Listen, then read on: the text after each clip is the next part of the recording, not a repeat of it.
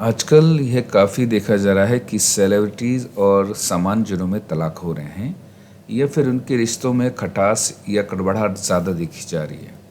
कुछ रिश्ते ऐसे भी देखे जा रहे हैं जो कई सालों तक एक साथ रहे और फिर उनके बीच अचानक इतनी कड़वाहट आ गई।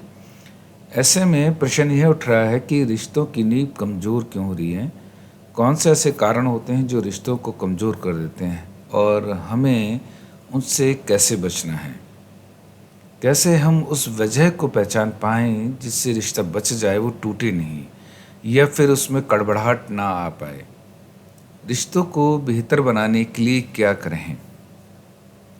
रिश्ता चाहे पति-पत्नी का हो या भाई-भाई का हो या फिर 2 गहरे दोस्तों के बीच हो या फिर 2 स्त्रियों के बीच हो, किसी भी प्रकार का रिश्ता हो। रिश्तों में खटास यानी कड़वाहट के होने की कुछ खास वजह होती हैं। इस वजह के पीछे कुछ ऐसे कारण काम कर रहे होते हैं जो ऊपरी सतह यानी बुद्धि के ऊपरी तल पर बिल्कुल भिन्न विचार से उत्पन्न हुए होते हैं। इस तल पर व्यक्तिगत बुद्धि केवल अपने पक्ष को देखते हुए निर्णय करने को हटी होती है, या यूं कहें कि इस तल पर व्यक्तिगत बुद्धि अपने पक्ष को सही ठहराने के पक्ष में काम कर रही होती है। बुद्धि का यह तल उन विचारों से निर्मित होता है जो तत्कालिक घटना के परिदृश्य में या गलतफहमी में या शक में या उन आशाओं की पूर्ति न होने के कारण उत्पन्न हुई हताशा में या फिर मिले धोखे में पूरी तरह से डूबा होता है। उदाहरण के लिए पति और पत्नी का रिश्ता लेते हैं। पति और पत्नी के बीच किसी बात पर कहासुनी हो गई तो उस समय पति की बुद्धि अपने पक्ष को सही साबित करने की जिद ठान लेती है और पत्नी की बुद्धि अपने पक्ष को सही साबित करने की जिद ठान लेती है, जबकि इस समय सही और गलत का निर्णय हो ही नहीं सकता। ये बात समझने वाली है।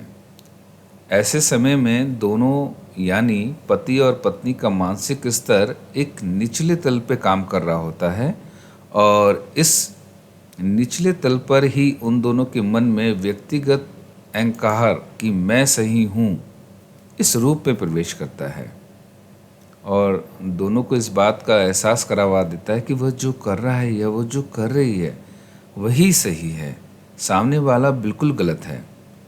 ऐसे समय में दोनों के लिए सोचना कि कौन सही है और कौन गलत मुश्किल तो होता है, परंतु असंभव नहीं होता। थोड़ी सी सावधानी रखकर यह बात समझी जा सकती है। यह मानना होगा कि दो लोगों के बीच या रिश्ते में किसी बात या विषय पर असहमत होना स्वाभाविक हो सकता है। अब देखने वाली बात यह है कि यह असहमति अगर मानसिक स्तर के ऊपरी स्तर पर बनी है तो बहुत अधिक संभावना है कि असहमति तुरंत या कुछ समय बाद सहमति में बदल जाए और किसी भी प्रकार की खटास या और कड़वाहट मन में ना आए और ना ही रिश्ते में आए। पर अगर यह असहमति मानसिक स्तर के निचले स्तर पर बनती है तो बहुत अधिक संभावना है कि ये विरोध का रूप धारण करेगी और फिर विरोध से व्यक्तिगत मन में खटास या कड़वाहट का जन्म होगा। अब दो बातें हैं जो ध्यान में रखनी चाहिए। पहली बात है कि अमुक व्यक्ति या पति पत्नी या कोई भी रिश्ता उस बात से या उस विषय से कितना गहरा असहमत है जिसके कारण असहमति पैदा हुई है। इस असहमत होने की सीमा तय करेगी कि अमुक रिश्ते में खटास या कड़वाहट कितनी गहरी होगी या कितनी हल्की फुल्की होगी। दूसरी बात है कि असहमति को नज़रअंदाज किया जा सकता है, को सहन की सीमा पर निर्भर करता है। आखिरकार यह असहमति है क्या? दरअसल असहमति परस्पर विचारों में भिन्नता है।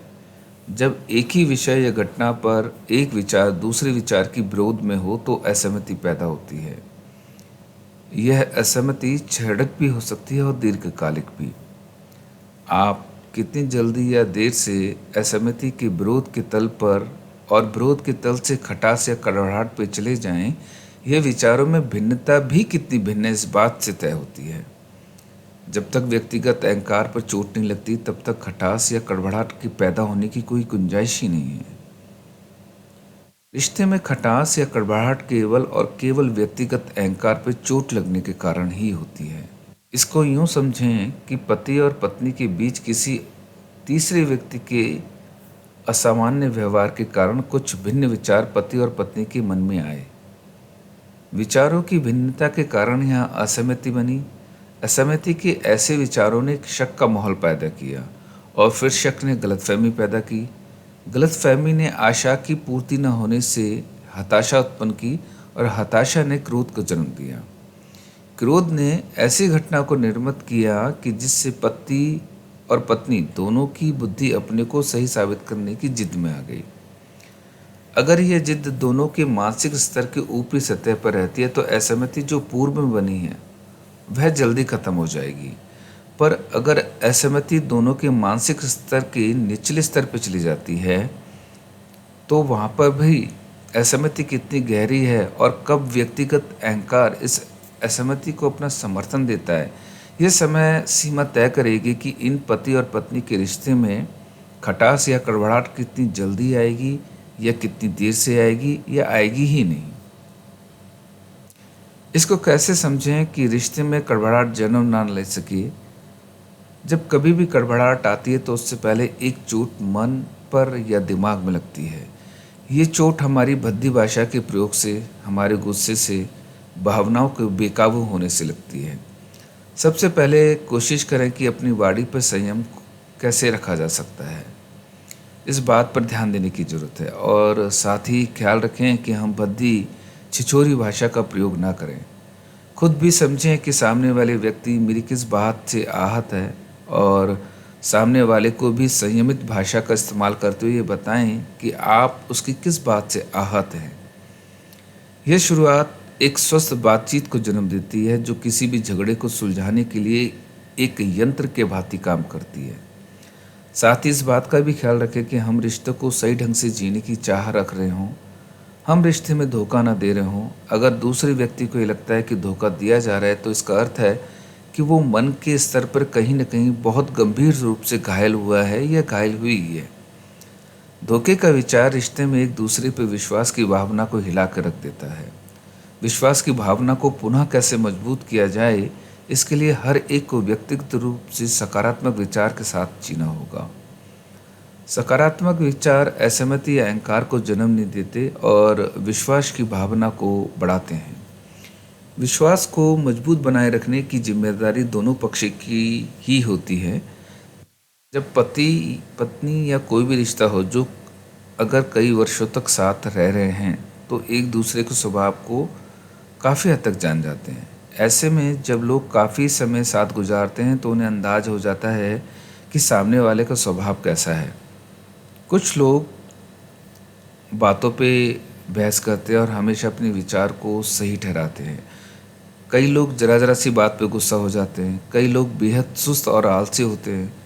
कुछ लोग ज़रा सी बात पे चिढ़ जाते हैं तो कुछ लोगों को प्यार जताना आता ही नहीं, मतलब पूरी तरह से अनरोमांटिक होते हैं। कहने का तात्पर्य यह है कि इस दुनिया में तरह तरह के लोग हैं जिनमें कोई न कोई कमी है ही, लेकिन क्या इनके जीवन साथी या इनके घर के दूसरे सदस्य इनसे प्यार नहीं करते हैं या इनके साथ नहीं रहते हैं या इन पे भरोसा नहीं करते हैं?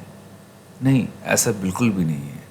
लोग इनसे प्यार भी करते हैं, इनके साथ भी रहते हैं और इन पे भरोसा भी करते हैं, क्योंकि किसी एक बात या विचार या आदत की वजह से संबंधों में पल भर के लिए शिकन तो आ सकती है, लेकिन इसे तोड़ नहीं सकती। जब आप अपने परिवार के सदस्य के स्वभाव के बारे में जान जाते हैं तब यह भी जान जाते हैं कि किसी बात को लेकर उसका बहस करना कितना जायज़ है और कितना नाजायज़। अगर आम तौर पर उसकी बहस हमेशा जायज़ होती है और केवल कभी कभार बेतुकी या नाजायज़ हो तो चुप रहकर हार मान लेने में कोई बुराई नहीं है, क्योंकि हर रिश्ते में समझौता करना ही पड़ता है।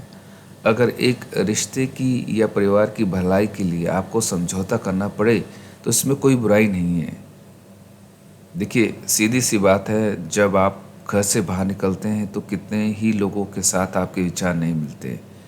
ऐसे में क्या आप लोगों से बात करना छोड़ देते हैं? नहीं ना। ठीक उसी तरह आप किसी दफ्तर में अगर काम कर रहे होते हैं तो कई बार आपको अपने बॉस की बात नापसंद होते हुए भी माननी पड़ती है, क्योंकि अगर हम समाज में रहते हैं तो हमें व्यवहारिक होना ही पड़ेगा। बहुत बार बीच का रास्ता निकालना ही पड़ता है।